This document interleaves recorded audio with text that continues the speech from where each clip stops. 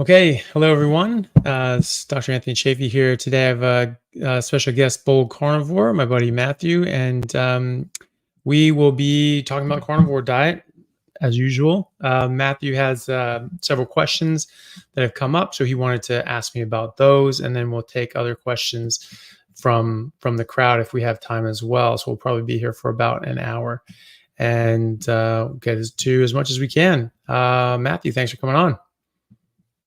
Well, thanks for having me. Yeah, no worries, man. Wow. All right. So, what are some of your questions? Okay, wait. I got them over here. I got to get them because me in my mind. Okay. So, first up, what is your sleep schedule like? Because we had an email session once, and you were awake at like 12:30 at night. I was like, dude, you're awake.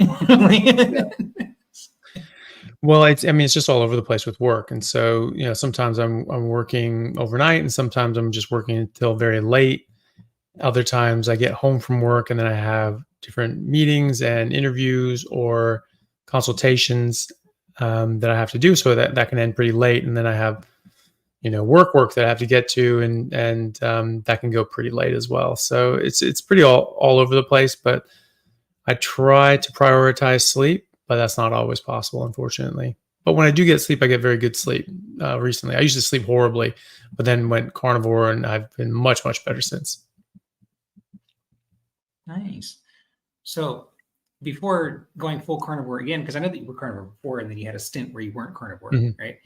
And then going back to it, it improved your sleep patterns or just the quality?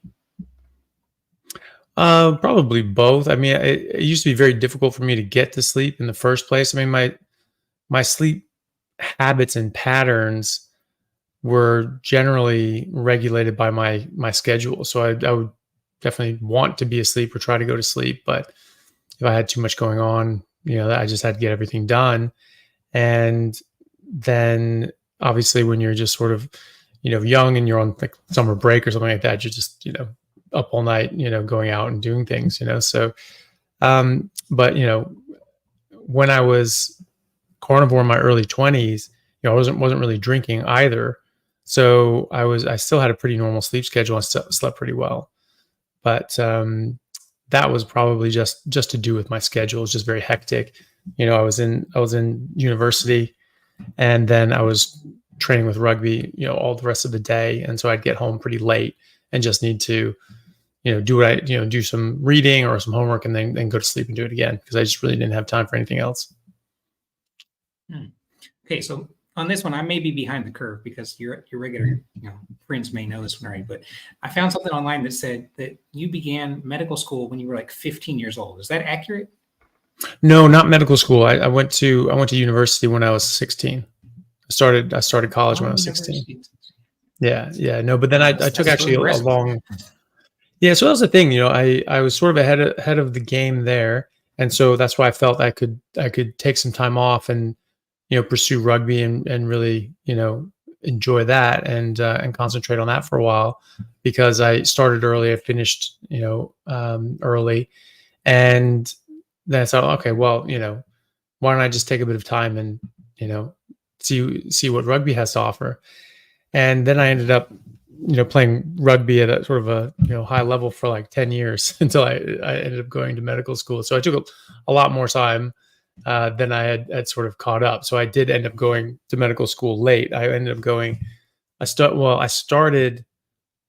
The application process just takes forever. So it's just there's a lot of preparation, getting all your ducks in a row, and then you apply 1 year for the next year's admissions. And so it's a long process, but I ended up starting medical school when I was 29. So it was, I started college early, but I also started college late in some ways. That's interesting. Yeah. Wow. Okay. So I know you were playing rugby at a top level, and I know that you've had some injuries on the field, but how about your legs? Have you ever had a leg injury? I broke my right leg just around the ankle. So I had a sort of unstable fracture of my distal right fibula. I ended up,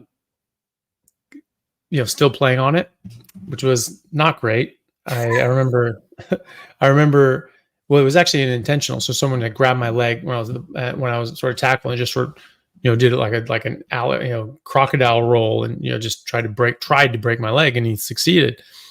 And that was in a championship game up in British Columbia, Canada.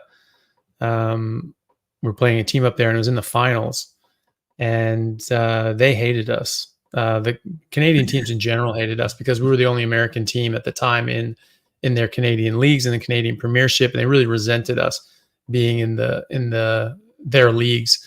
And there was a lot of animosity. There was a lot of weird vitriol, and like there was the refs didn't like us, the players didn't like us, so there would be like fights, people stomping on heads, throwing punches, doing all these sorts of things. The ref just sort of would let it get on with it because they didn't like us either. And so you really had to take your own safety in your hands. And so that's why I didn't accept people doing that, accepting people hitting me illegally or hitting me late or throwing punches. I just I took care of it. There was a guy, Deacon Jones, who's a Hall of Fame NFL player, and he said that he would never accept someone hitting him illegally or dirty. And so he said, when that happens, you have to serve justice. And if you don't know how to serve justice, you're going to get kicked around the league. And so, I had to figure out how to serve justice whenever that happened. But this little bastard got away with it because he broke my leg.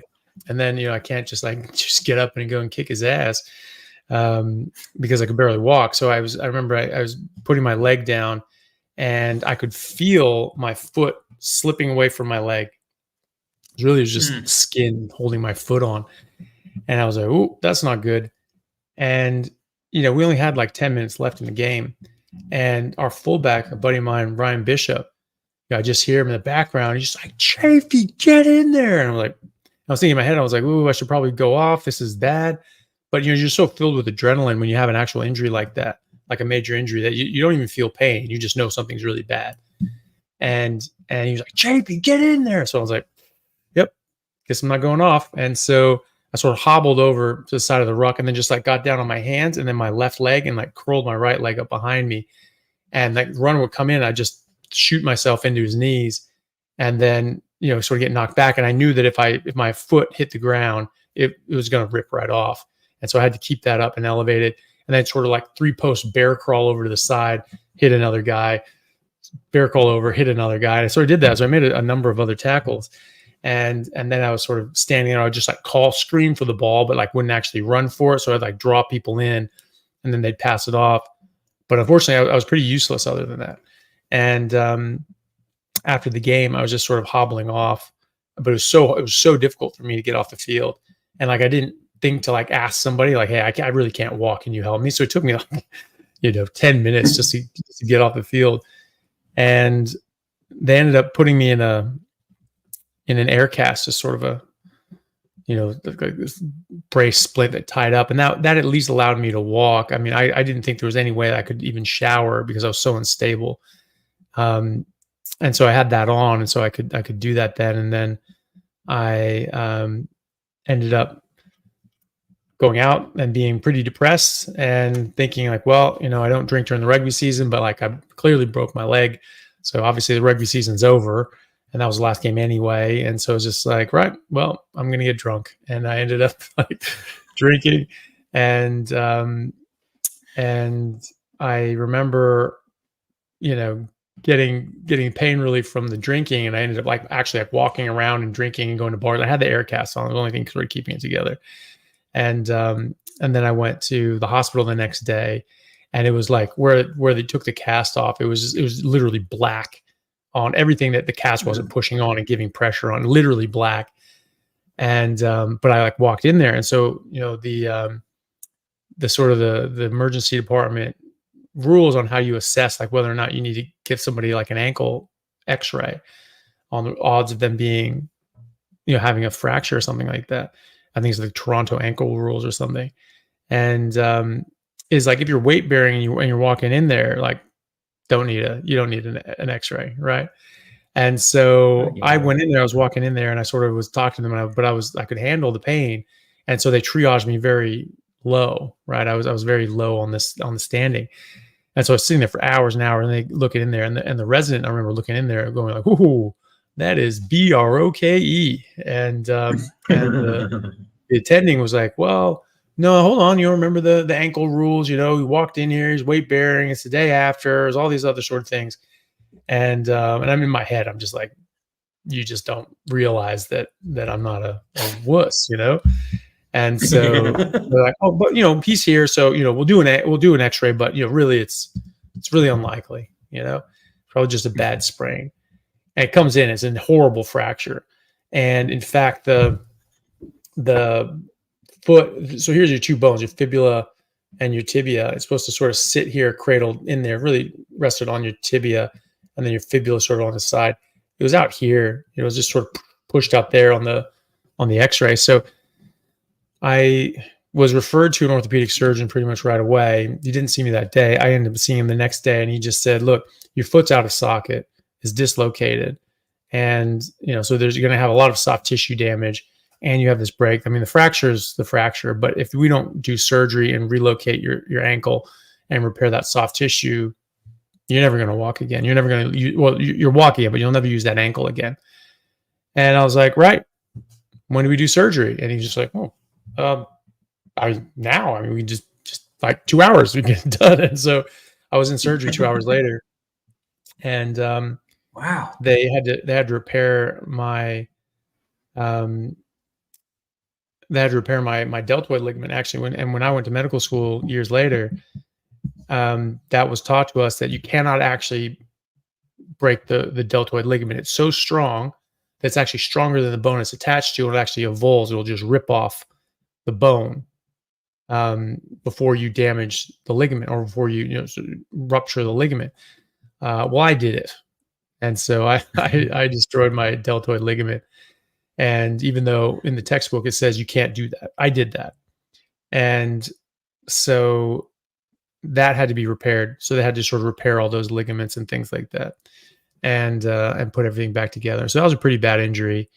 And I wasn't walking. I couldn't walk for 5 months after that. And my leg ended up being skinny as my arm, and probably skinnier than my arm is now.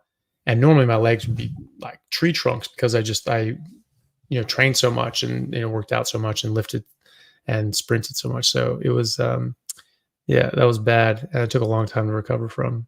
That was the main injury.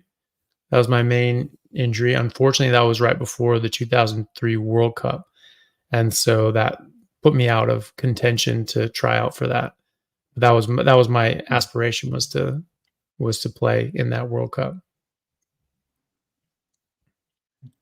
So during that time, though, you were fully carnivore for the most part, but apart from drinking on occasion. Is that the case? Well, I never drank during the rugby season, so I always, maybe it was like once a year, if that. It'd be years in a row that I wouldn't drink. Now I never do anything. I very rarely drink. It would again be like once every 2 years or something like that, maybe, and then it would be not all that much. The thing is that you feel the effects of these things much more significantly when you have everything out of your system and everything works fantastic. And so you don't have the same desire, because you feel worse as a result. So I mean, I noticed that I don't feel my best for full 3 weeks, and I can't work out as hard. I can't push myself. I don't have the same energy. And so that's not that's not what I want. I don't want to have an entire month of my life feeling not my best and not feeling great. So something has to be worth me not feeling my best for a month for it to be worth it. Now, those things come up every now and then, like a good friend's wedding, or something like that, but very rarely. So it's I don't even know the last time I drank, but it would have been a couple of years ago at least. Right. Speaking of working out, that's one of the next questions I had. See, I know that you're busy a lot, right? And you have said on other occasions that you don't really work out very frequently anyway. But what exactly is your workout schedule like? Well, at the moment, I don't have a schedule, so I just sort of get in workouts when I can. But it has been a while. When I'm traveling, I try to use like the X3. So I actually probably work out more regularly then, just because like I have it with me, and I'm like, oh, it's stupid to bring this thing and not use it. Then really, I try to use it when I'm stuck for time as well. But you just sort of get so busy, you just don't do it. When I'm working out regularly, when I like to work out, like at least lift weights at least 4 days a week, Monday, Tuesday, Thursday, Friday, and I like to do sprints on stairs or hills, because for some reason my knee swells up every time I just run on the flats.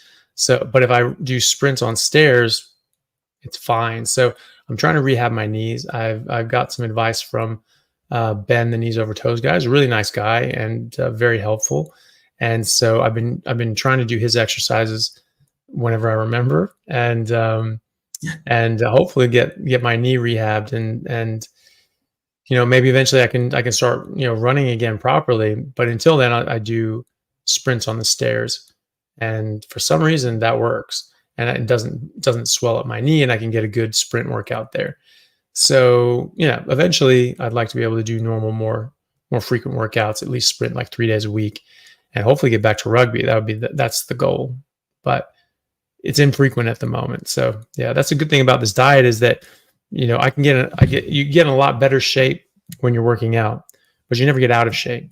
So this is my baseline. I never get worse than this, but I only get better. So that part's good. Yeah, I've noticed an uptick on my ability to hold muscle, and my power is definitely improving. The other day I was doing explosive push-ups, and I haven't done those in years. Nice. It's amazing. Yeah, absolutely. Yeah, and we see like people. Well, I was just gonna say, when we see other people, we have people like, that haven't been able to work out in a long time, being able to do a lot more.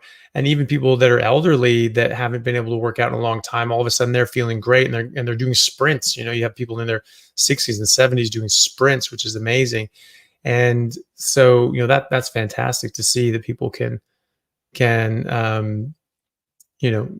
recover so much ground that they can get back to working out like a teenager again. Like a superhero, man. Yeah, that's it. So I got a question from a friend from my community. He asked, what are the best studies that show plants are pro-inflammatory and that many are carcinogenic? So the best things are from the actual field of botany. You don't want to look at nutritional epidemiology because it's garbage. And so you look at the hard sciences, which is biology and botany, and like there are nearly 1 million different chemicals in plants that they use as defense. And so this is just an objective truth. I mean, there are things that bind nutrients, there are things that disrupt your hormones, there are things that stop you from absorbing certain things. There are things that are directly toxic and harmful that we know are directly toxic and harmful. So what you can do is you can look up those individual toxins. The WHO has a great webpage called, what is it, like natural toxins found in foods or something like that. Now they say foods, but literally every single thing is a plant, mushroom, or algae. There isn't a single thing on there that's toxic that's in meat. So that should tell you something, that there isn't anything identified in meat that is known to be toxic. There's all these epidemiological studies put out by special interest groups that have doctored the evidence to make it appear as if meat were bad, but there's nothing actually in meat that they can say, hey, here's this poison, here's cyanide. You can say that about 2,500 different plants, though, that they have cyanide. And so, this is just an objective reality. And there are a lot of studies showing that lectins, tannins, oxalates, phytates, saponins, hormonal disruptors, all these sorts of things are in plants. And there's plenty of studies showing that they cause harm, literally going back hundreds of years. I mean, this was a major part of biology and in philosophy was understanding this. It's understanding the sciences of how plants worked and how they could kill you. I mean, the ancient Greeks knew that hemlock would kill you, and they poisoned people with hemlock to kill them. That's how Socrates was killed, was with hemlock. So this is something that's always been known, really, is that plants are toxic, and that you have to understand how to use them and utilize them safely in order to be safe. So looking at the different toxins, going on that web, I have that in my Plants Are Trying to Kill You talk on my page, and then on the list in the bibliography on the Low Carb Down Under video version of that, the links for that WHO article, and you can just go through that. You can just see all the different categories, and that's not even all the categories, that I named. There's more categories on the WHO website, and there are more categories that aren't even on the WHO website. So you can go in there and you can look up and you can see exactly what it is. But this is hard science. These things exist, and there are a number of government websites as well, and I have links for those in many of my videos, especially the ones on plant toxins, where they talk about how there are all these different toxins that are found in food. You need to be careful and cook and treat and do special things to them in order to detoxify them, ferment them, put these things through different chemical processes, which we've done for thousands of years, to try and reduce the toxic level and increase the bioavailability of the nutrients. Something we've been doing for thousands of years. And so, I mean, that's just a tacit understanding or tacit admission that, like, there are poisons in here, because if there weren't poisons, you wouldn't need to detoxify them. And so you can look at those and then sort of look them up individually, look up all those different chemical categories individually. But, the WHO even says that some of these things can kill, they can cause serious harm, and they can be mutagenic or even carcinogenic. I mean, the WHO says that. And then you can look those up individually to find out which ones. But there's many articles. There's an article from Professor Bruce Ames in 1989, and he identified 42 different toxins in plants, 20 of which were shown to be carcinogenic in lab studies. So, and then you study cancer biology. I studied cancer biology, and we learned that, there were over 100 known carcinogens in many of the produce items that we eat, and there were dozens in every produce item. So the information's out there. You're not going to find it in an epidemiological nutritional study, mostly because they're crap. That's not real science. That's hypothesis generating, but it's not actual science. And most of it is completely corrupted by the Seventh-day Adventist Church and the big food industries that are they're the ones pumping out, the vast majority of this nutritional paperwork, and they're peer reviewing it themselves, because the Seventh-day Adventist Church has multiple medical centers around the world, and they have a major medical university called Loma Linda in Loma Linda, California, and they do all their own peer reviewing. So any plant-based nutritional propaganda that comes in is, oh yeah, stamp of approval. So of course it gets approved, and they sort of, weed out things that they don't want and don't peer review them and don't approve them for publication. And they obviously approve anything that meets with their ideology, which is really corrupt.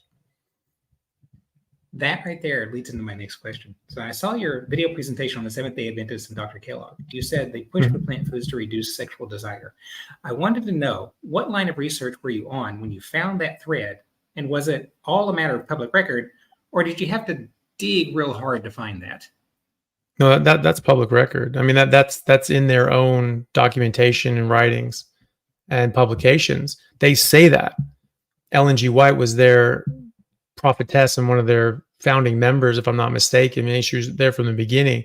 She was influenced by Sylvester Graham, who made graham crackers for the same reason, because he theorized that you had to eat bland, plant-based foods in order to suppress sexual urges. This was a notion that I saw.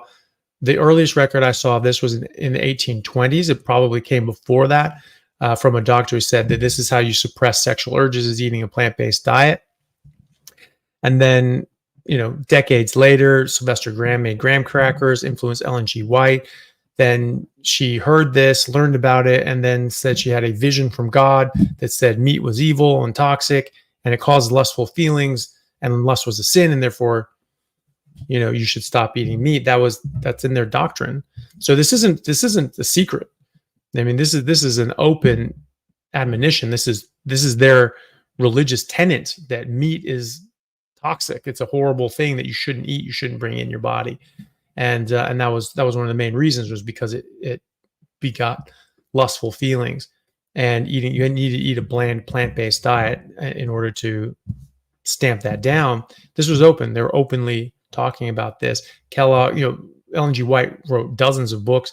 Kellogg wrote dozens of books, and spoke about all this stuff. So this is all just public record. It's just no one really knows it anymore. So, would you think that it would really concern the discerning public that their food is being tampered with intentionally for religious purposes? Well, I'm sure it would bother people that the guidelines and everything like that were influenced in this way. Some people may not care, but I think most people are really trying hard to do the right thing for themselves, for their health, for their children, for their parents, for their loved ones. And so they're just taking the advice of the authorities and finding out that the authorities are full of crap isn't a nice realization, or realizing that they're corrupt and they've been bribed, or they've been misguided from ideological wants that stem from this decision in the 1800s that everyone needed to stop eating meat for their own good. And that's why Kellogg started making Kellogg cereals, processing plants, trying to make these cereals. He was very, very influential. I mean, he was like a doctor to the stars, and he had some of the most famous people of the day, captains of industry, major politicians, Henry Ford, I think Carnegie, Will Durant was his patient for a while, which makes sense because so if people don't know, Will Durant is one of the more famous historians ever and classicists ever. He wrote a book called I, Claudius. It was turned into a BBC drama. Captain Picard played, was it Germanicus? Anyway, he was in there, and he was a bastard. And so it's very famous. He's very, very, very famous. He wrote The History of Civilization. The history of civilization. So it's this massive 11-volume work, these big tomes, and there's 11 of them. And so it goes all the way back to the beginning of civilization, all the way up to the modern era. So this guy was a major, major figure, and he was heavily influenced by Kellogg. And I remember reading an excerpt from Will Durant, and he said that, people are on this side, they think this, and these other people say this. But, Dr. Kellogg agrees with the first people, and you can never go wrong listening to Dr. Kellogg. I'm like, oh, Jesus, I had no idea. And so this guy was really influential, really, really influential. And so he made a lot of waves. And so he influenced, I think something like 36 cereal companies all grew up out of his area. A lot, Post cereals. That Mr. Post was one of his patients and clients.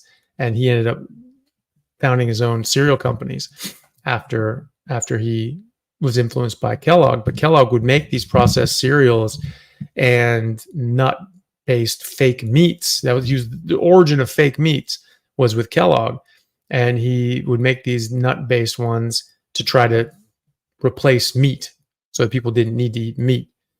And that's what he pushed on his patients. That's what he espoused for. This is the healthiest thing. This is what you need to do. And you needed a clean colon, and you needed to have multiple enemas a day. He invented a machine that would give high-powered enemas, like 60 liters of water in and out of your colon in under a minute. This was like intense. And he gave himself 2 of those a day for some reason. I don't know if it's because he was even though he was married for something like 60 years, he never once slept with his wife, according to record. He never, yeah. So there's some sort of crazy sexual repression there, but possibly. Yeah, possibly, just possibly. They adopted all their kids, maybe a little bit, for example, and he, that was it. He was just so brainwashed by Ellen G. White, and the temperance movement, when they were just like, sex is evil, masturbation is evil, and you just can't do it. So he just would never have sex or do anything like that. And he was just, I think he was just a bit deranged, from this brainwashing. But he did a lot of things. I think that he did a lot of harm to people, and this was just, he is the person that influenced America to get circumcisions, and so that was him. That's why we did it. But it wasn't in order to help people or be more hygienic. That's what he claimed, that this is more hygienic and it reduces cancer rates. That's true if you never wash yourself. If you never wash your genitals, then it can increase your risk of getting penile cancer. From my previous studies, I remember it being by a factor of 3. So you're 3 times more likely to get penile cancer if you don't wash under your foreskin. But if you do wash under your foreskin, there's no difference. So it purely comes down to, do you wash yourself or not, you sick bastard? If you do, then it's fine. There's no difference. But also, penile cancer is vanishingly rare, especially before the era of HPV.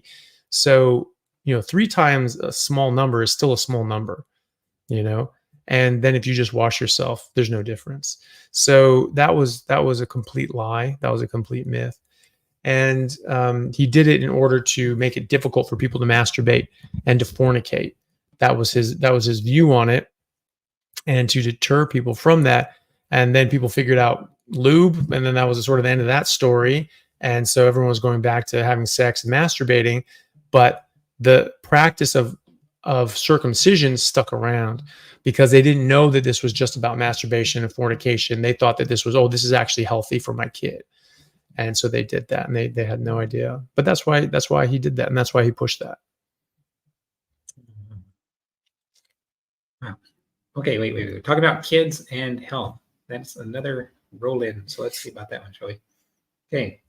So this was asked earlier by B. She wants to know what your opinion on brain development in children with a primarily carnivore diet is like, and why schools push high carb foods. Do people really not know, or is it intentional to dummy down the kids?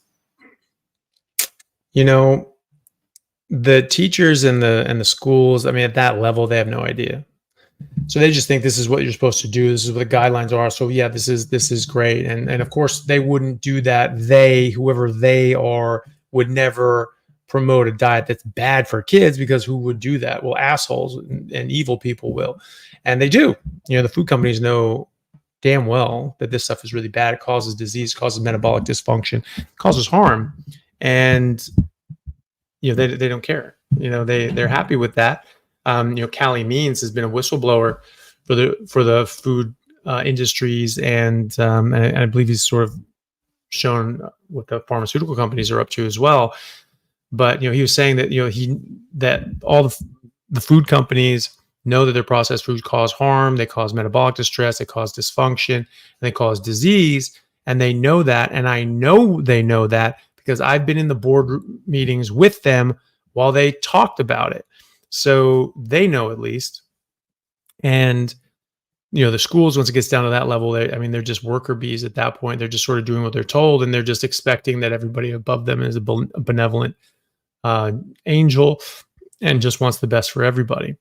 Maybe they just don't care to think about it or find out.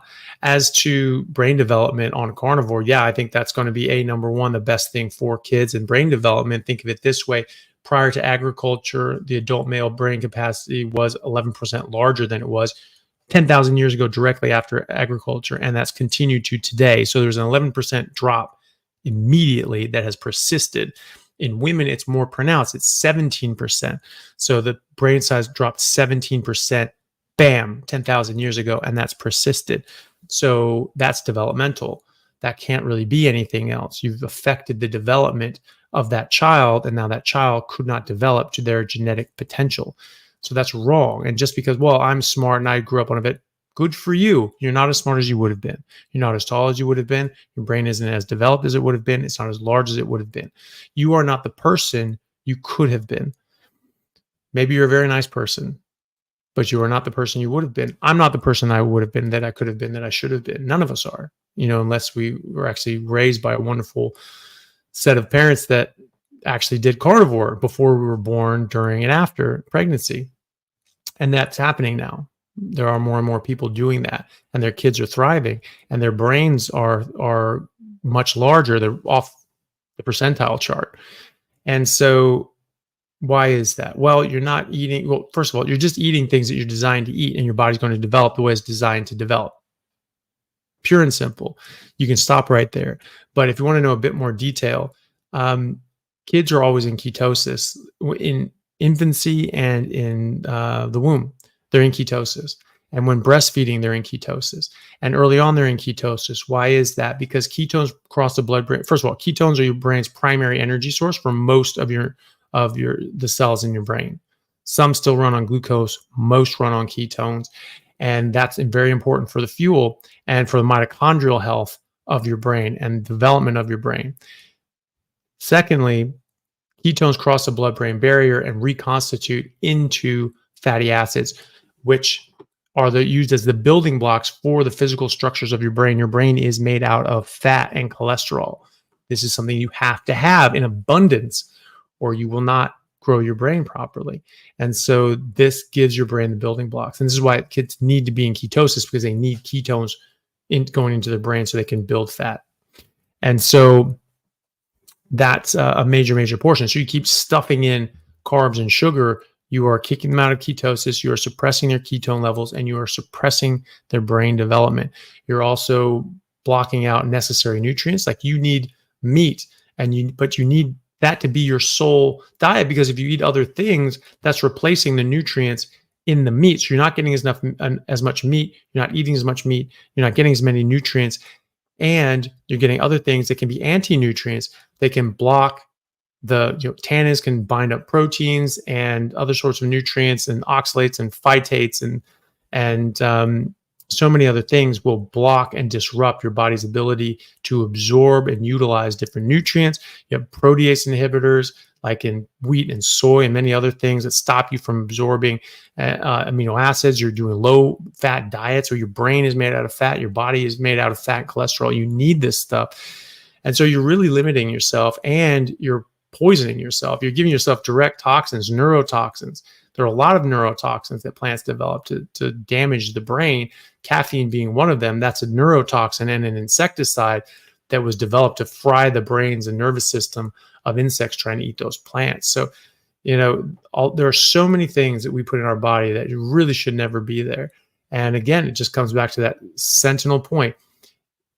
If you eat what you're designed to eat, your body's going to work the way it's designed to work. And if you don't, it won't. So you need to find out what our bodies are designed for, what our species is designed for. And you look back at biology, you look back at our historical past. The immutable law of biology is that of adaptation. What you have been adapting to the longest is what you're designed for. So we've been eating meat. We've been apex predators for over 2 million years. The definition of an apex predator is a carnivore. Apex predators eat other animals. That is a definition in terms. And we were eating meat a long time before that. We were apex predators for at least 2 million years. So we have been evolving and adapting to meat for millions of years. So we are designed for it. We are optimized for it. We've only started eating plants regularly very recently, and it caused a huge disruption in our health and development immediately 10,000 years ago, which has persisted. And you look at native populations that go from their hunter-gatherer, mostly hunter past, like the Plains Indians in America, who in the 1800s were eating a bunch of bison, and they were the tallest population on Earth. That's a study that came out in 2001 showing that. And now that's very different. They're not as tall. They're suffering from serious chronic disease, obesity, diabetes, cancer, and all these sorts of things, which did not exist in their population to any great extent prior to the adoption of a Western diet. And they were called Western diseases back then. They're still called Western diseases when you're talking about the context of Native Americans. I was just reading a book on this, talking about the health and changes. Like, yeah, when they started westernizing, they started getting developed sort of structure, they start getting Western diseases and diseases of civilization and all these sorts of things. It was just like, this has been written about for literally like recently, going back centuries, and yet we're not putting it together that this comes about from eating this garbage food and not eating what we're supposed to eat and designed to eat, which is fatty meat. That's it. Wow. Who, in your opinion, would benefit from reducing the population and the intelligence of the general population? Oh, who would benefit from that? Oh gosh, I don't know. Any sort of psychopath, but I mean, there are a lot of people. You're never going to run shy of narcissists and megalomaniacs in the human race, and so there's always going to be someone that thinks they can do everything better, they can do everything right, or that they deserve everything and they should be running everything, and they want to control people. Power corrupts. Absolute power corrupts absolutely. And so when you start gaining power and getting more and more power, you want more. And so, that tends to be the way, especially, and, a good way to do that is through government. And as Thomas Jefferson said, the nature of the world is for government to grow and for liberty to yield. And so government is going to grow and grow and grow and grow and grow because these are the aspirations and machinations of different sorts of power hungry maniacs. And people's liberty is going to go back and go back and go back and go back. And then we have our backs against the wall at this point. And now, because we have our backs against the wall, now people are saying, well, this hasn't worked. The American experiment has failed. And so now we need to go to, now we need to try something new and wonderful like global communism. And that's the WF sort of slogan. It's like, it's 2030, you own nothing and you love it. I mean, how much more like brainwashing propaganda can you get? Hey, you don't own anything and it's great. You love it. You're like, what the hell are you talking about? So if I don't own anything, who does? Oh, no one owns anything. Everything's no. Someone owns things. That's how the world works. So if I don't own anything, if you don't own anything, if everyone doesn't own anything, that means that very select few people own things. And so what does that mean? That means everyone's a slave. So you work, but the product of your labor is not your own. That goes to someone else. You are given a place to live. You are given food. You are given just enough to keep you happy and to keep working like a busy little worker bee. But you're never going to rise up above that.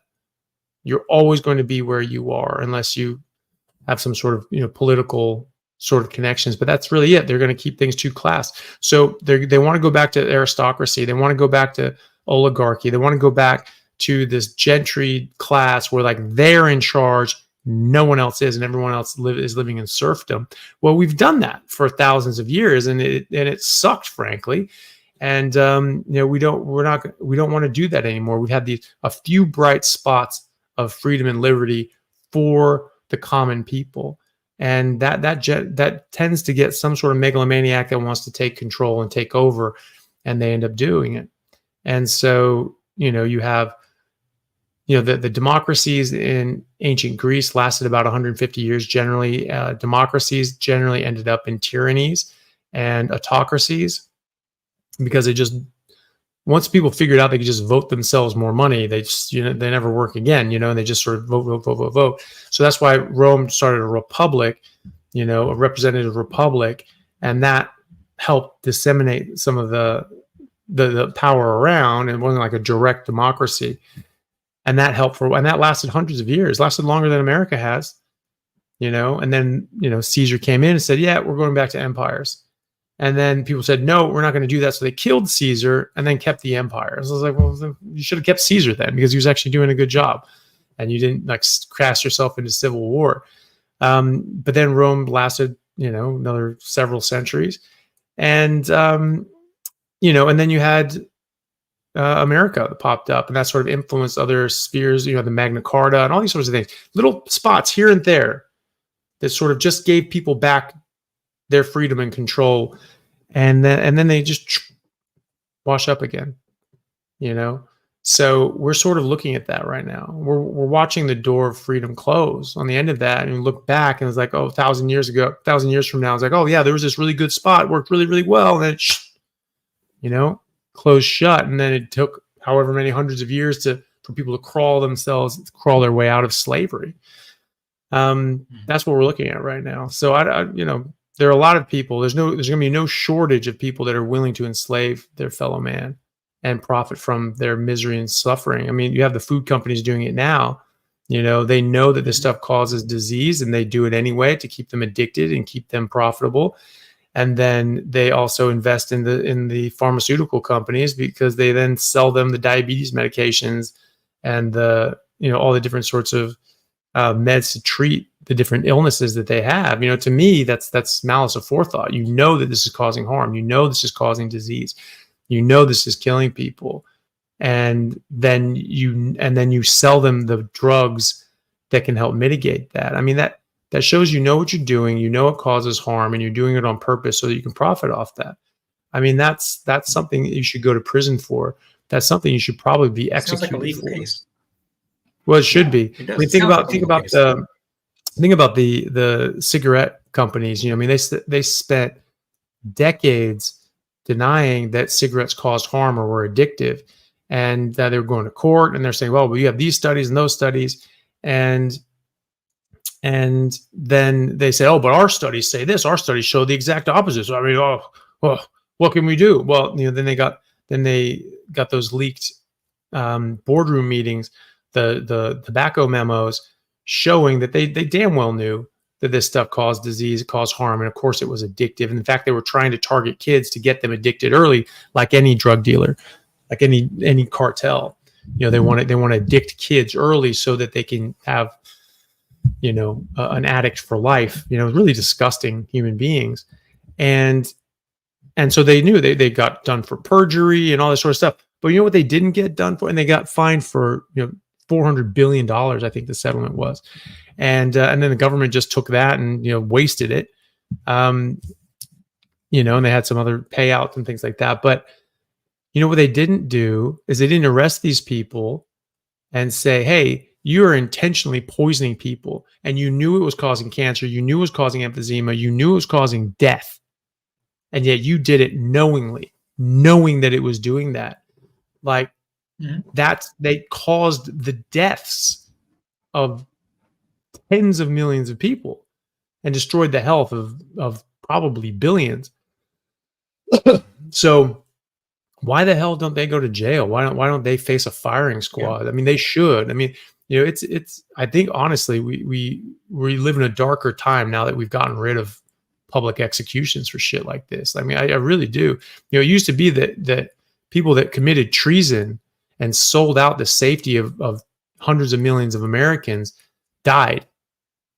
And then you had people selling us out, selling secrets, leaking the nuclear weapon technology to the Soviets because they felt that the Soviets should win and they're better and that communism is so good. You need to die. You potentially cause the death of millions and millions of Americans if those nukes ever hit our soil. Why would you ever bat an eye about executing someone like this? Well, if you could execute someone like that, why aren't you executing someone who is knowingly causing the death and harm to tens of millions of people, hundreds of millions of people around the world? Someone who goes around and poisons a well just for the sake of poisoning people, they die. They were lynched, they were hung. Like, how is this any different? This is causing harm. And unlike the well poisoner, it's just this random act of evil. I mean, you're selling them the poisoned well water, knowing that it's going to kill them. That's just sick. Yeah, these are sick people. Yeah, and so the food companies are doing this now. The pharmaceuticals companies are not much better. I mean, they're likely in bed with the food companies, and whether they know what's happening, I don't know. But if they do know, then I think that would amount to a criminal act. But what they do say and have said is that it's not really a good business model to cure diseases.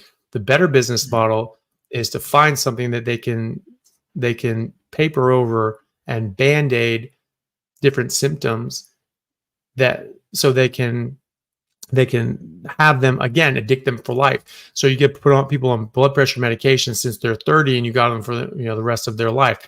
Or you get people on different medications. They get diabetes when they're 10. Awesome, they're on these medications for the rest of their life. So I think it was Kelly Means. It might have been someone else who said that they heard a pharmaceutical executive saying once, asked a question saying, do you know what my favorite medication that our company makes is? And like, oh, well, what's that? You're curing cancer in kids, something noble.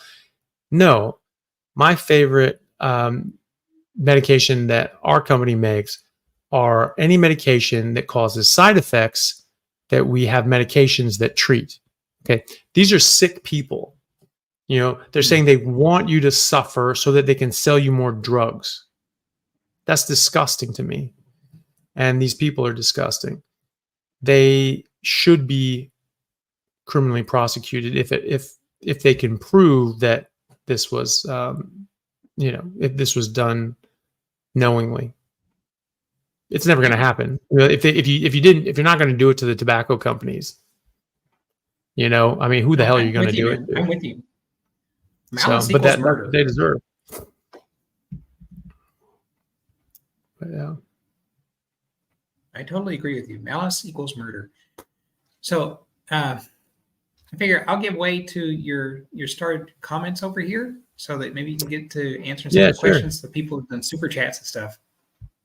Yeah, definitely. So I'll get to these. So we have about 8 super chats here, everyone, and I'll go through those and we'll see. So we have about 10 minutes, so we should be able to get through these and see how we go after that. So Vicky Landau, thank you very much for the super chat.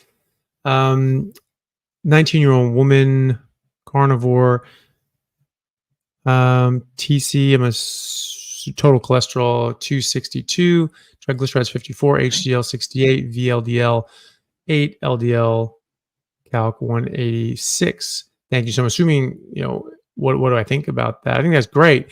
I think the only useful metric that we can get from cholesterol is really a metabolic standard. So if your HDL is high and triglycerides are low, then that shows you have, your at least that part of your metabolism is healthy. It's good. It's a mark in your favor for metabolic health.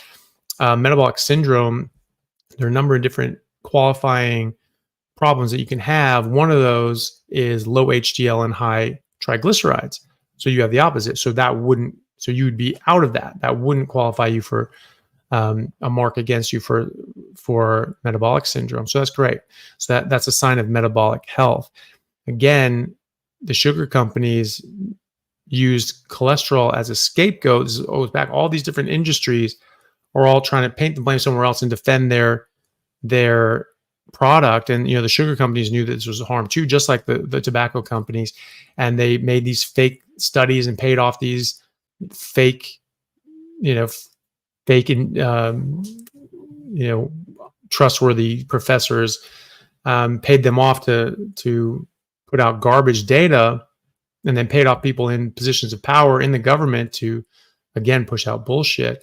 So I mean, they should all be in prison as well, because we have the sugar memos now. We know that they knew that sugar was likely causing harm, and it was strongly correlated with heart disease, and that fat and cholesterol were not. But that's what they pushed out. So they harmed billions of people around the world, and we're still seeing the ramifications of that. And so cholesterol was never the issue. So why are we still worrying about cholesterol? I don't. The only thing I care about there is seeing that your HDL is high and your triglycerides are low, and that means you have good metabolic health. So good job. But there are better markers of metabolic health, like fasting insulin, HbA1c, fasting glucose, and leptin. Those sorts of things are much better markers, much better markers. And especially the fasting insulin, that's a much better marker. And so you correct those things. You're also the things that you would do to correct those other metabolic issues will also correct your HDL and triglycerides anyway. So very well done. This is a super chat from Peter Whedon. Thank you very much for that. I didn't see a question with that, but maybe there's one over here. Let me see.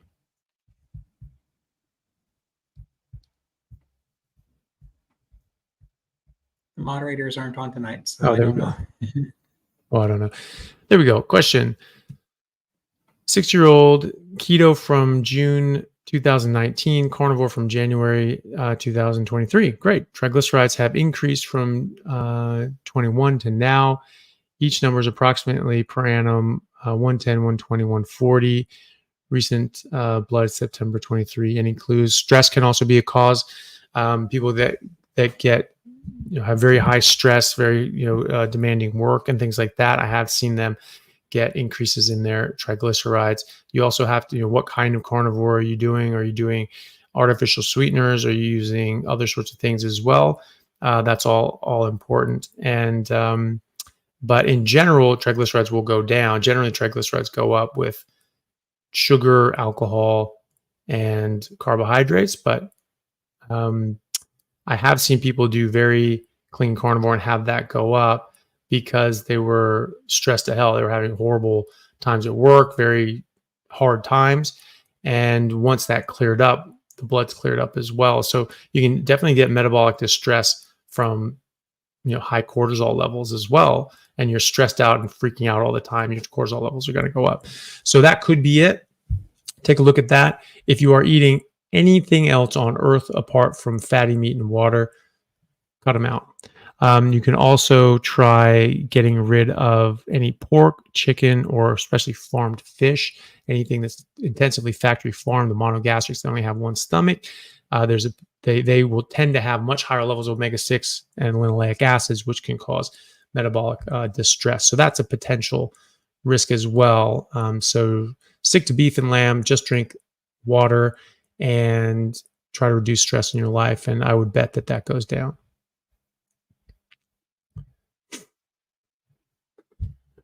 Andy Z, thank you for the super chat. My partner has chronic pancreatitis. The doctor said she is not allowed. Partner has chronic pancreatitis. The doctor says she is not allowed or supposed to eat any fat-containing foods. Okay. Will this diet be safe for someone who doesn't have a working pancreas? Yeah. It's the optimal diet for everyone in every condition because this is our optimal diet as a species. So pancreatitis is an issue because the pancreas obviously is inflamed. That's the itis part of that.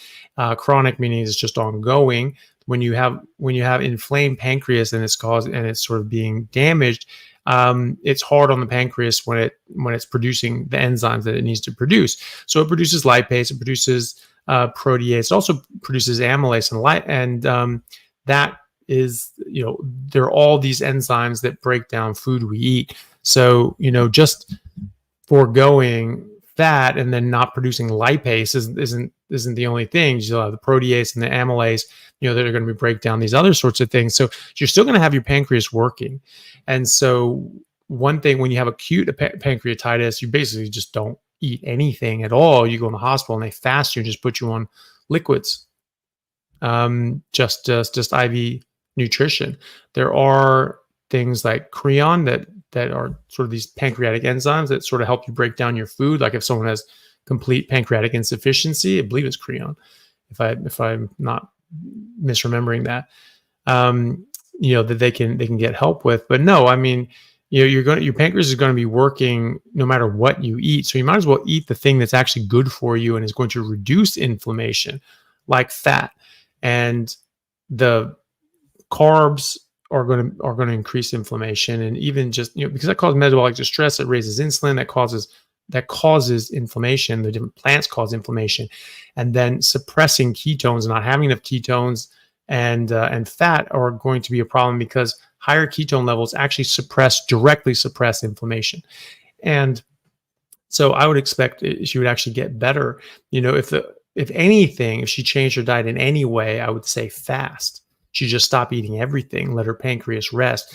But if she's okay to eat, then she should still eat what she should eat. She should still eat the healthiest thing that's available to her, which is fatty meat, because that's the healthiest thing that anybody can eat. And I would expect it to help. I would not expect it to hurt her any more than any food would. And so, she needs some digestive enzymes or something like that, like the creon, then that's something that she might need to look at. But no, I would fully disagree with that. I think that's her doctor's own personal bias, and they just oh, fat's bad, fat's bad. Oh my God, you have to stop eating fat. And it was just like, dude, think about it for 2 seconds. Protein, carbohydrates, both need to be broken down by enzymes from the pancreas. So why is lipase such a bad thing? I mean, maybe there's a reason, but I don't know it, and I wouldn't expect it to be the case. Hope that helps.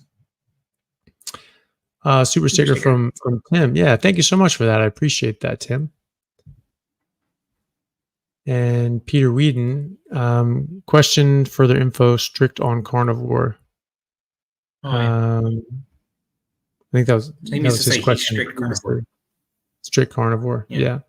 But I think this was added in.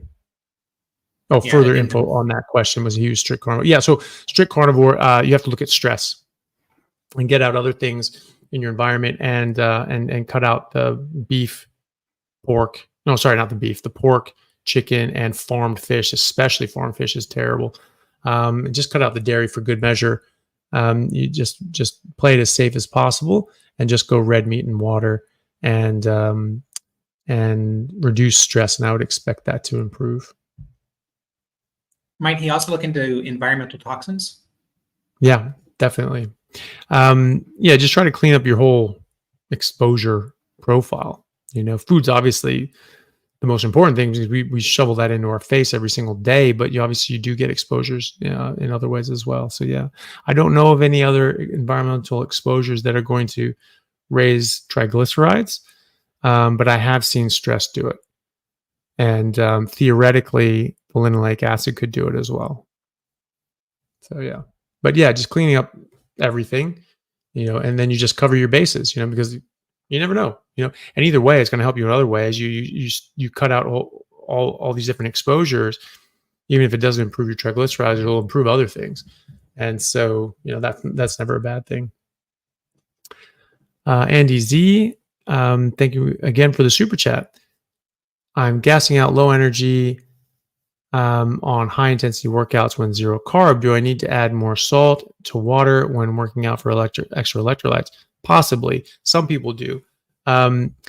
But just experiment with yourself. You can just try that. I don't even use salt at all now. And I really don't know the last time I used salt, but it's been months and months and months. So only salt I get that isn't just in the meat itself is like at a restaurant or something like that, when if they cook it and they add salt to it in the cooking, but I never add salt.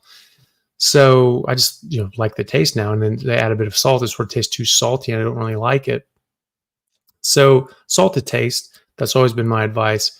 If your body's telling you need more salt, then go for it. If you want to try having some salt and more water, go for it. There are other things that can happen though. I don't know how long you've been doing carnivore, but once you've been zero carb and actually zero carb for a few weeks, you generally feel a lot better and you have better energy, but definitely in a few months, because this has further knock-on effects that you then become much more attuned to ketosis and running on ketones. But I mean, you make carbs all the time anyway, so you should have those available. Pre-workout drinks, post-workout drinks, those are all poison. You need to get rid of them. Those will screw up your workouts, because of the artificial sweeteners, or even if they have sugar. But if they don't have sugar and they have artificial sweeteners, those are not good. Those I've seen that in patients that have CGMs, constant glucose monitors, and it makes their blood sugar sort of go all over the place. And I've seen it myself. I've tried taking branched chain amino acids, which I used to love. I thought that was just a game changer in my workouts when I was just eating a regular diet. And I would take BCAAs before workout. I'd have great workouts. I'd have like a rugby tournament. I'd just be gassed at the end of the day. I'd take BCAAs and go into the finals feeling like just fresh and ready to go and just kill it. Now, or when I went carnivore, I was like, oh, are these still going to help? I would take it, really cut down on my workout. I didn't feel nearly as good on the workout. So I'm like, oh, okay, probably the sweeteners and the crap that they put in it, because the BCAAs are great, but the sweeteners are not. So I would definitely get rid of those. Also, you need to remember that if you eat during the day, you are going to get lethargic and you're going to have a terrible workout. So try to train fasted. Always play on an empty stomach, always train hungry, because you're sort of telling yourself physiologically that like you need to go and get a kill. That's what your body expending energy is to fight, mate, and kill so you can eat. So your body's going to give you that energy. If you have just eaten a whole big meal, your body's going to turn into a rest and digest metabolism. You're going to go into a lethargic state. You're going to pump in you're going to dedicate a lot of your blood down to your intestines to digest this food and absorb it.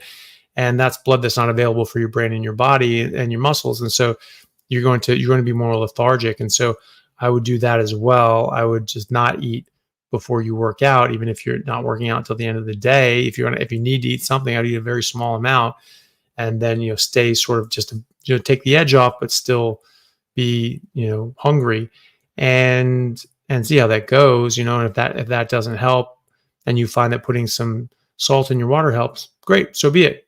That probably isn't this thing that you'll need to do for the rest of your life. But some people find that they need to, especially early on when they're getting used to their body running slightly differently with, different metabolism. So that's what I would try. Let's see here. Just a couple more. Peter Whedon.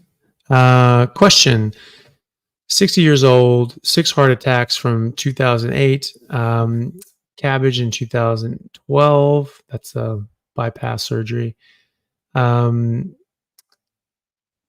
angio in Perth in August. Great result.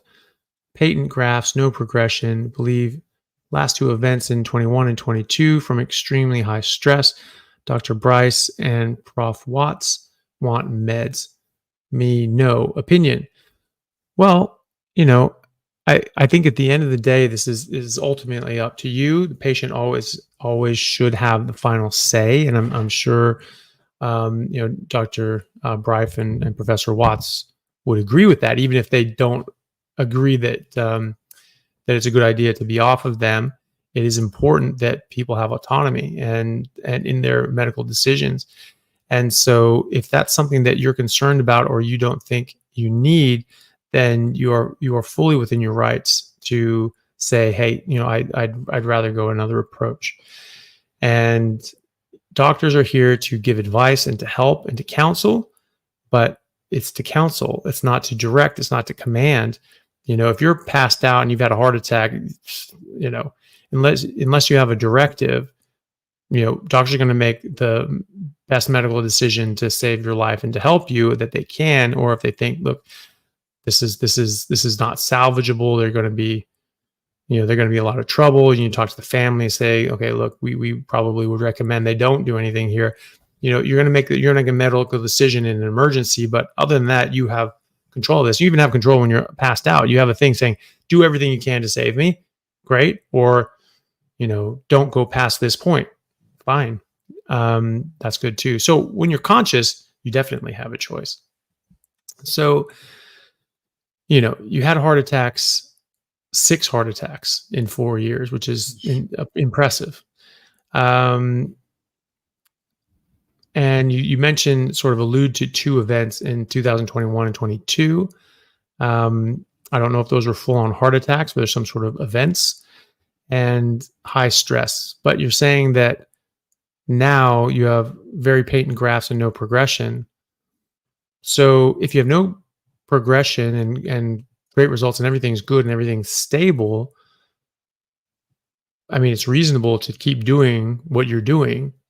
And, if everything's stable, like if things start getting worse, okay, well then maybe you need to rethink what you're doing.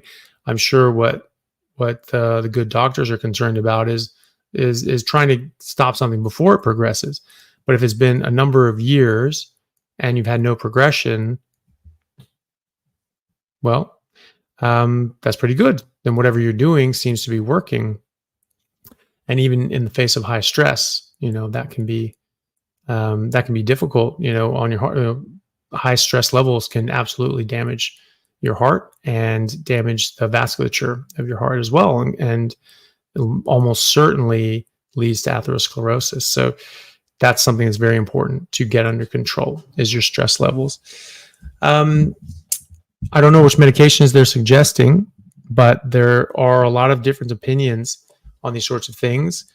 For instance, Dr. Aseem Malhotra, who's an interventional cardiologist in England, he wrote a book called A Statin-Free Life, and he goes through the data for going on statins. And so whenever a patient talks to him about statins, he goes through the literature with them and gives them the choice. Is this something you'd like to be on? I'll support your decision either way. And so you can just take a look at those things, arm yourself with that information so that you can make the best decision that you can for your body. I absolutely firmly believe there are medications that are very helpful to people. And I believe that others aren't so helpful and are really just there to perpetuate the drug companies and not people's health. So you need to sort of take a look at those and see which ones you think are there to help you or would help you, and which ones you wouldn't really want to. I would look at the interview I did with Dr. Aseem Malhotra, ASEEM, on my YouTube channel. And then the solo video that I did by myself called The Truth About Cholesterol and Heart Disease. And it just goes through the history, goes through the studies about how cholesterol was really used as a scapegoat. So if cholesterol wasn't the problem, cholesterol lowering medications aren't the solution, if that's true. So take a look at the studies, take a look at the data, and see what you think. And then you'll be able to make your own decision on that. But that was a good video. I saw that one. No, thank you. Yeah. So I think that's important stuff to know about. Yeah. And Mr. Whedon, again, thank you very much for the super chat. So more info about the questions. CT angiogram, October 2023. Try no really throwing me. Don't know exactly what that means. I'll try and figure that out. Carnivore has really helped reduce severe pain from diagnosed peripheral neuropathy in toes and feet. Also help reverse trigger finger. Awesome. So that's something I do have a strong opinion on. Keep going carnivore. I really do think that is going to help your health issues, probably more than anything else, and certainly more than pretty much any medication that's out there. Obviously, we have nothing to test that against, but I see this doing amazing things that medications can't do, such as put diabetes into remission, put Crohn's disease into remission, put rheumatoid arthritis into remission, put multiple sclerosis into remission. Don't really see that with medications too often, especially if you stop taking the medications. So it's something that I think will continue to improve your health, again, because this is just how we're designed. And so you eat what you're designed to eat, your body's going to work the way it's designed to work, and it's going to have a certain capacity to undo a lot of the damage that's been caused to it. So CT angiogram, I'm not really understanding what try no really throwing me means. I'm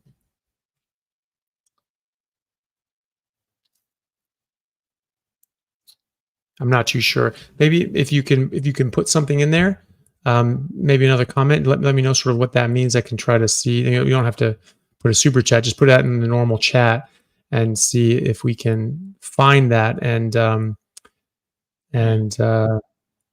yeah, maybe that if you can find that. And we'll try to sort of answer that. But I'm not exactly sure what that means. But CT angiogram, that would give pretty good information. Saying before that everything sort of looked clear and no progression. If that was from the CT angiogram, that's fantastic. We'll see. Super chat from Anthony. Thank you very much. Hi doc, I'm pre-diabetic, have gout and HS. Don't know what I'll have to think about what HS means in that context. HS. So some acronyms, are pretty obvious, guys, but most of the time just spell it out, just because Sometimes it's not all that accurate or not all that obvious. And I've also been working for 14 hours, so my brain's fried. So that's a bit of an issue too. Would it be more beneficial for me to eat when hungry or to fast intermittently like OMAD? No, I think you eat when you're hungry. And I think that you eat until meat stops tasting good. And if you do that and it's fatty enough and you get enough food, most often people will gravitate towards eating once a day. And that's enough for them.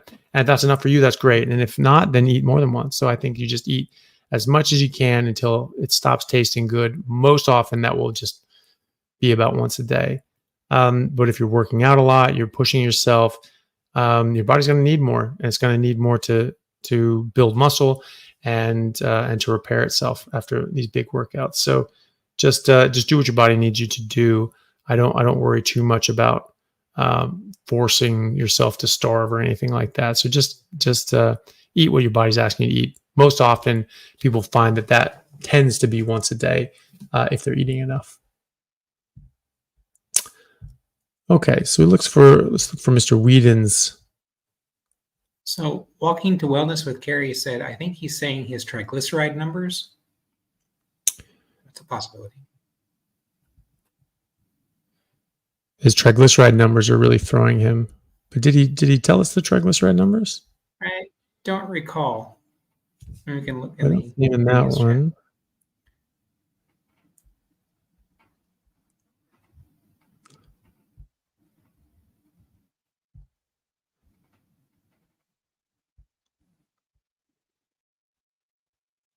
Oh, I think he was the first guy we talked about. Oh, yeah. Okay. So he was the first guy we were talking about that had the super chat that didn't actually go through.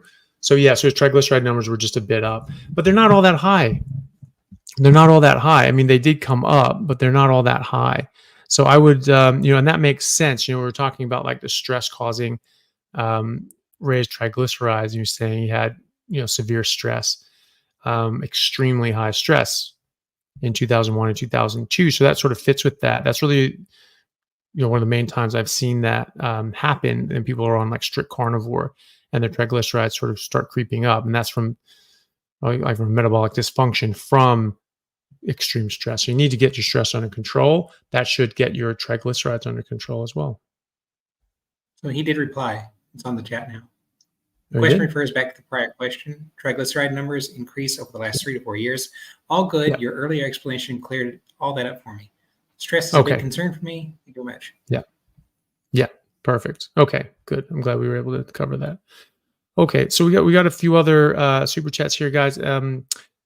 Let's probably need to stop it after that, though, guys. Just no more super chats because Doctor is hungry. Yeah, I need to head out, but I don't know how to stop that actually. I'll have to figure that out to turn off super chats. But we'll go through these. We'll go through these quickly because I don't want to leave people hanging. Okay, double time. Yeah, but just please don't add any more, guys. I do need to wrap up.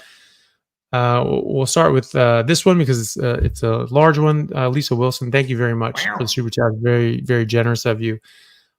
She says, this interview, the best info ever. I've been sick for 40 plus years, went to many doctors and allergists with no result. I found carnivore in May and now know what was killing me. I thought I was going to die young, no longer believe that. Thanks for all you do. Wow, that is so great. I'm so happy to hear that. Thank you and thank you so much for the super chat. That was really lovely of you and very generous. So thank you. And excuse me. And that's making being sick for 40 years and not knowing what's going on and going to doctors and them saying, gosh, I don't know. But you know in yourself that there's something wrong and it's just, we just don't know what's happening. And then you just change it and then everything clears up. And that is just wonderful to see. So I'm really glad to hear that. Thank you very much for sharing that. And thank you so much for the very generous super chat. It's very kind of you. Pedro, thank you very much for the super chat. Didn't see a question. Maybe if it's, I didn't see one in the chat, but it might show up. Kim Kraft, thank you very much for the super chat. You're the best and appreciate it. Well, thank you, Kim. That's really nice. And it's nice to see you. Thank you for joining today. Lynn Pogue, have you seen, thank you for the super chat, first of all. She asked, have you seen any major improvements in patients with Parkinson's disease using a carnivore diet? How's your dad doing? Desperately trying to help my 52-year-old husband who was recently diagnosed. I have seen good results. My father is very good, and he's not progressed in his Parkinson's, has been very stable for the last 6 years, which is great. Normally Parkinson's absolutely progresses. And so that, he's not as spry as he used to be, but has not really gotten worse that I can see. And so that's really good. And that's very, very reassuring to see. And I have seen people certainly sort of put a halt on things, certainly improve cognition, certainly improve overall health, which helps you deal with a horrible condition like Parkinson's. Studies show that higher LDL cholesterol is actually protective against Alzheimer's and Parkinson's. So, doing these sorts of things, are likely sort of related in that sense. You're eating a lot more meat. You're maybe not eating carbs. When you fast, your lipids go up, your LDL goes up. When you go on ketogenic diets, your LDL goes up. And that's a metabolic issue. That's not really just because you're eating fat. But, in those diets, you are eating fat. You're eating meat and you're eating fat, which is good for your brain. You're also going in ketosis, which is good for your brain.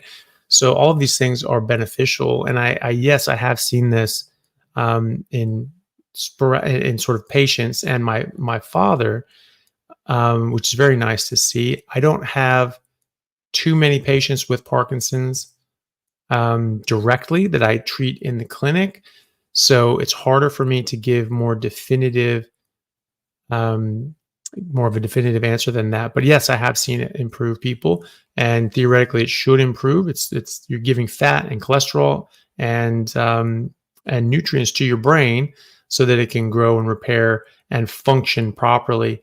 And so you're getting rid of these neurotoxins, you're getting rid of these other harmful agents that are going to derail your brain.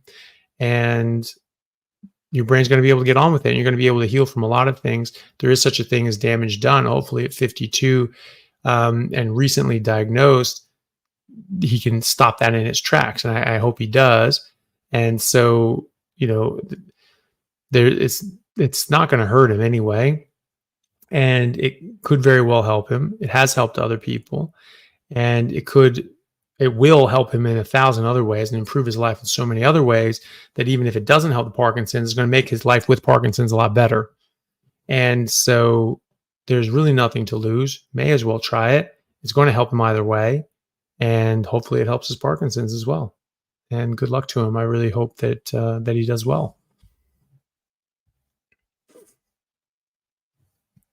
So Mike Sweet, thank you for the super chat. My mother, 67, diagnosed with urethra cancer this week, standard Canadian diet, and she has low blood sugar. Any dangers with carnivore? I've been trying to feed her small bits of info on carnivore and metabolic therapy. No, I don't think there's any risk to carnivore. I think there's only benefit. So, low blood sugar, a lot of this comes from reactive hypoglycemia. You eat carbohydrates, your insulin goes up, and this drives your blood sugar down, and you can't get it back up unless you eat more carbs, and you're just in this whole carb cycle, which is not where you want to be. So you get out of that, you just start eating meat. You don't eat any carbs, any sugar, any sweeteners, any alcohol, and your blood sugar will normalize as long as you're not taking medications like insulin or others that can lower your blood sugar. And so that's what I would do. I would show her my interview with Professor Thomas Seyfried of Boston College. That's spelled Seyfried. He's one of the world's experts on cancer biology, and the ketogenic metabolic therapy is something that he promotes and shows works both preclinically and clinically. There are clinical trials in humans in a number of different cancers showing that this is very effective, or at least beneficial. And so, yes, I would definitely try that. If it was my mom, I would more than try that. I would make that happen if it was my mom. But good luck to her. Obviously, this can't fix everyone, but this can certainly help. Once you have developed cancer, that's a very, very serious issue. And that is something that needs to be taken seriously, and you need to throw every gun at it that you can. And carnivore ketogenic metabolic therapy is definitely one of those guns that you need to throw at this. And it's been shown that it improves outcomes from chemo and radiation as well. So it's going to help, and it can. And I'm not saying not do other things, but this can help those other, because this can help those other things. So this isn't going to cure everyone. There is a point of no return. There's such a thing as damage done, but I think this can help people, and ketogenic metabolic therapy has helped people. And so this is something that I would absolutely try. No, I don't think there's any problems with it, or risks, or dangers in going carnivore in that situation. Having seen 2 lines, but I don't think carnivore is a dangerous in any circumstance. I mean, unless you have acute pancreatitis, then you shouldn't be eating anything, carnivore or otherwise. Tulip O'Hare, thank you so much for the super chat. My boyfriend has prostatitis. He's 42 and a recovering alcoholic. Is red meat beneficial for the prostate? He does not eat any meat as of now. Oh, yeah, absolutely. So, there's a lot of people that have had, benign prostatic hyperplasia, and, getting up to pee 4 or 5 times a night, and difficulty, with that sense of urgency and issues all throughout the day. And then that can resolve. There'd be a number of reasons for that. But yes, that's definitely something that can help. And specifically, yes, meat does help. But specifically, getting rid of all these other things that derange your metabolism and derange your body's normal working helps a lot. And so cutting out all those other things is very important. So yes, eating meat is very beneficial. It has all the things you need in the proportion that you need them. But the other things cause harm. And so you need to cut them out as well. And I do think that would help him, yes.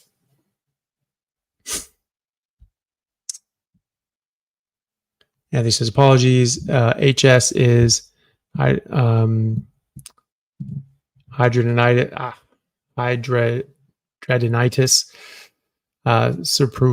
Jesus Christ, I cannot speak today. So anyway, that's what it is. Supurativa, Jesus, or Tiva, Supurativa. Jesus Christ, I cannot be. Just let it go. Just let it go. I cannot be more tongue-tied today. Right. That's not something I have too much experience with. I've seen sort of the one-off person here and there talk about how that improved their health, but I haven't really jumped into it in too much detail. I haven't really had patients that had to deal with that particularly. So it's really just online that I've seen people with that they've said that they've improved. But generally, a lot of skin conditions, acne conditions, eczema, psoriasis improve dramatically. I mean, that's one of the major benefits of a carnivore diet, is that you improve a lot of these skin conditions and skin issues. So that specific one, yes, I have seen people improve that quite dramatically. But again, I haven't had a patient myself that has had that. So it's really just people that I've seen and spoken to online. But tons and tons and tons of people have improved their acne, improved their eczema, improved their rosacea, improved their psoriasis, things like that. So I would expect that to get better. Yeah. Of course, we know that's all just anecdotal, right? Yeah, it is. Yeah, all 10,000 of them. So, but the thing is what studies are meant to do. They don't beget reality. You don't publish something that this is now law. It's not like common law or stare decisis, in legal terms, where it's just like, this is precedent. So because some asshole made a wrong decision over here, we all have to make this wrong decision every other time. That's stupid. So we'll go by precedent. That's retarded. If it's wrong, it's wrong. You decide it on that day. And so you get these studies, and it's not precedent. Oh, no, that's just what it is. Well, no, because like if you say, okay, it helps you make a decision and on how you're going to live your life, and what medications you're going to take, and what you're going to eat, and what you're going to do, and what exercise you're going to do, and what way, and what timing. And if you take that information and you apply it to your life, and it gives the exact opposite outcome that you were told that it would. Well, maybe the study was wrong. And so, that's what I would say here. So if you're saying, oh, that's not going to help this, whatever, okay, but it did. So you're dumb. And that's that's all you really got to say to that. Pedro, thanks for the super chat. I think this other one didn't get attached. Eating just beef and fat help cure Sjogren's. Yes. So Sjogren's is an autoimmune disease that absolutely I've seen helped by a carnivore diet. I have yet to see an autoimmune issue that doesn't improve on a complete elimination diet like a carnivore diet, going down to just red meat and water. Anyone with an autoimmune issue will do optimally on red meat and water with a lot of fat, and especially grass-fed fat like tallow or butter. Most people will do fine with butter. Some people may even react to the butter. So just see how you go yourself. But yes, I absolutely think that would help your Sjogren's, definitely. And then lucky last will be Jamie McCullough. Thank you very much, Jamie, for the super chat. How is it possible for me to eat 25 pounds of meat in 10 days and only have 2 small poops and lose 6 pounds and not be constipated? Magic, obviously, some sort of, a wizard did it, but the thing is that you're absorbing 98% of the meat that you're eating, because you're not eating it with a bunch of plants that disrupt your digestion, fiber that blocks 30% of the absorption, protease inhibitors, phytic acid, oxalates, all these different sorts of things, that tannins that will bind and block you from absorbing your food, and you're not taking it with a bunch of fiber. So meat, when eaten alone, you absorb nearly 100% of it, like 98% of it. If you take out the gristle and you're just eating the soft muscle meat and the soft fat without the gristle, you'll absorb basically 100% of that. And so you almost won't have any sort of stools. And that was the point of a Salisbury steak back in the 1800s, was you ground up hamburger meat in such a way that it filtered out that tough gristle, and you only had the soft meat. And then you added butter to that, because oftentimes the fat was stuck to the gristle. And so you needed to add in more fat. And that was because, people with like Crohn's and also colitis and these horrible digestive issues, they had to just completely rest their gut. Absolutely. They could not have anything going through there. And so when you got rid of the gristle, you would absorb 100% of it. So you wouldn't go to the bathroom at all. So contrast that with plants that, around 95% of it is fiber, and you can't digest it. You can't break it down. It has to come out. So you're eating a bunch of plants with fiber in it. 95% of that has to come out the other end. The converse, is completely inverse with meat. You're absorbing 98% of it, only 2% is coming out, or so. And so 25 pounds in 10 days. And, let's think about that. So 25 pounds, 2% of that, you're just talking about, like, what is that? Like just half a pound, something like that. It's not much.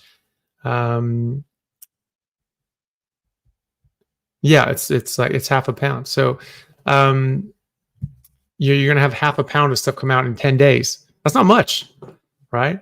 So 2 small poops and lose 6 pounds. Yeah. And so, constipation isn't about the frequency. It's about the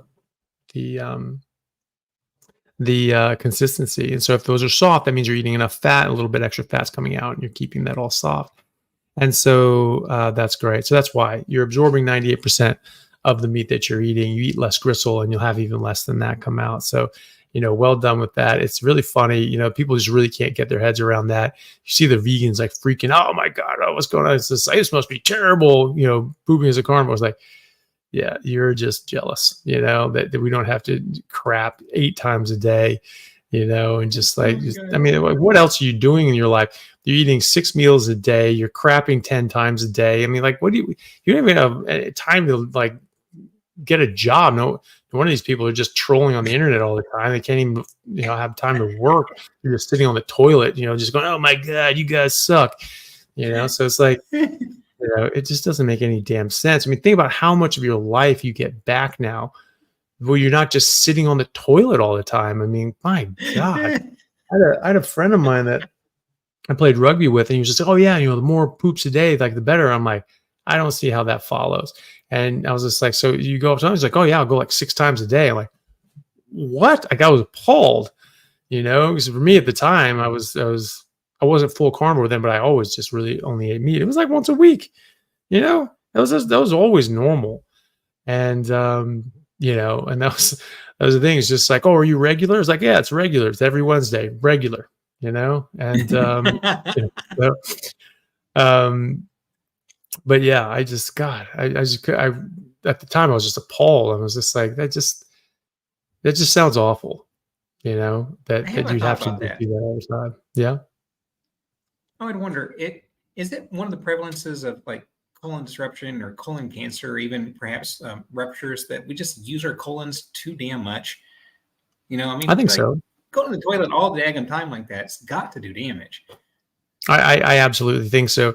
There have been studies, looking at, doing colonoscopies on thousands of people and looking at the risk factors, and they found that constipation wasn't a risk factor, meat wasn't a risk factor, fat intake wasn't a risk factor. All these things weren't risk factors, but the two things that were increased number of bowel motions a week, more than 15 bowel motions a week. So, on average, just over 2 a day, and more fiber. So the more fiber people ate, the more you have to, excrete. And so I think you're just overworking your colon is really what it is. You're just overworking it, overdoing it, and you're just wearing it out. Just like heart failure, you're just sort of overworking your heart, just pushing it against high blood pressure, high gradient, and you're not giving yourself good food anyway. So the tissue starts to break down anyway, and you're just putting under too much stress, and it just starts to fail. And so that was the risk factors for diverticulosis, which is sort of a failure of the distal colon, which then causes outpouching of your distal colon, which can then rupture, become infected, and cause all these sorts of problems. So, and constipation, they've found different interventional studies with fiber that have actually shown that more fiber caused more symptomatic bloating and constipation, and actually getting rid of fiber improved symptoms, eliminating fiber eliminated symptoms.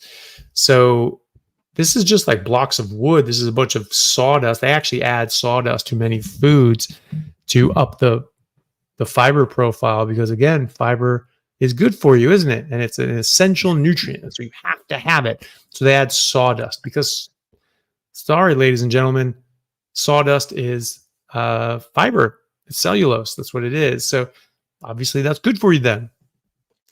So that's a bit crazy. But yeah, so they'll add it to that. And that just makes bulk. And that was the thing. Oh, you want bulk, and then your bowel can push against this. Okay, was pushing at this. You're not eating enough fat, so it's getting rock hard, and it's just a big block. I mean, that's what's going to cause obstructions. Really, is getting these big blocks of wood stuck in your colon. And so, and as we age, people get neurogenic colons. They don't move as fast. They don't move as well, and so they'll get harder and drier. And you're eating all this fiber, and you're taking more fiber to push it through, and you're just getting bigger and bigger blockages.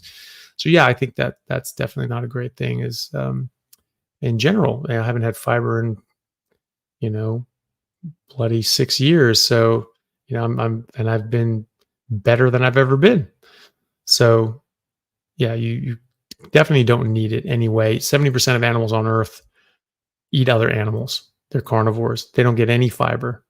And in fact, herbivores that eat fiber, break down some of that fiber. So they don't break down it fully, but a cow is really good at that.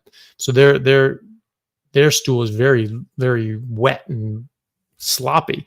Whereas like a horse's, they're not as good. They can't digest it as much. So it comes out just the balls of grass, but at least for the cow, you can't say that it's fiber that's moving this along, because they've broken down most of the fiber, I'm sure some of it's still around, because it's very hard to break down. That's the whole point, is that fiber is it's very difficult to turn plant tissue into animal tissue. Very difficult. Mm-hmm. So if you're not biologically designed to do that, stay in your lane, let the pros do it, and then eat them, and you'll be fine. Yes. Yeah. Tasty. Cool. All right, man. I should run. Sort of went a little over time, but I just wanted to get to the super chat. Thanks everyone for coming on. I really appreciate it. It's good to see you all. I will be doing another live, just answering questions from the audience in the morning, my morning, your evening. So it'll be at probably 9 a.m. my time. I think that works out to being 6 p.m. Pacific Standard Time, 9 p.m. Eastern Time. Pretty sure. But either way, I'll put it up. I'll post it up. It'll be around that time anyway, maybe an hour off, because I think daylight savings just hit us. So we might be a bit off, or I might start a bit earlier. Well, who knows? Anyway, I'm going to do it in the morning. Guys, look out for that. Hope to see you there. And Matt, good to see you, buddy. Yeah, it's great. Be bold, everybody. Cool. All right. We'll see you guys. Thanks everyone for joining. Appreciate it.